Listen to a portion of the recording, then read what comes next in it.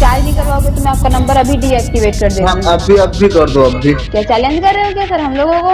नहीं आपको चैलेंज नहीं कर रहा हूँ, मेरे पास पैसे नहीं। अगर आप रिचार्ज करवा देंगे तो अच्छा होगा कि करवा दीजिए। मैं आपका नंबर भाई पटुआ वाले मत करना गा, कहूँ मन फोन लगा सकते है, कहूँ कब हार के। Danger mixer 3 2 1 jump.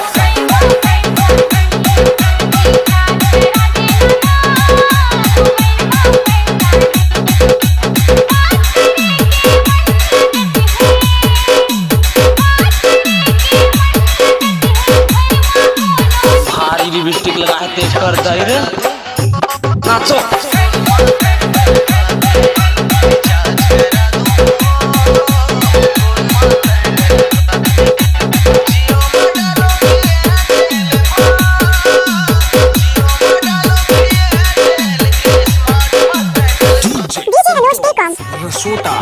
DJ Rakesh तनाउट।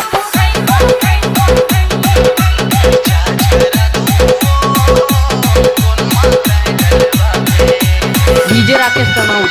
डीजे राकेश तनाउट।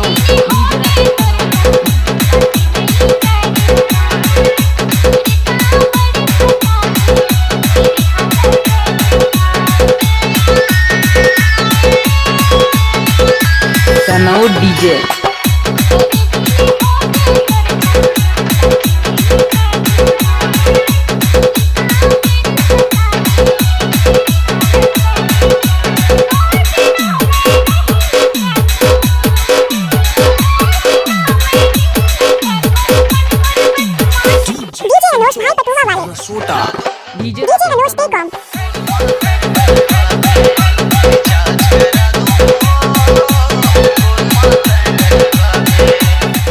वो नाचन दे पटुआ की तुरला।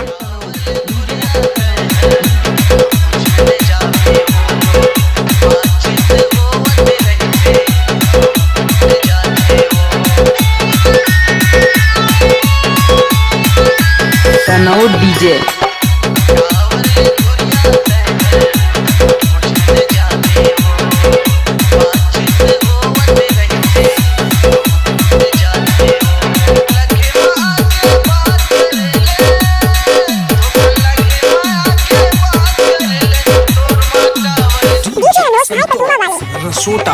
वो नाचन दे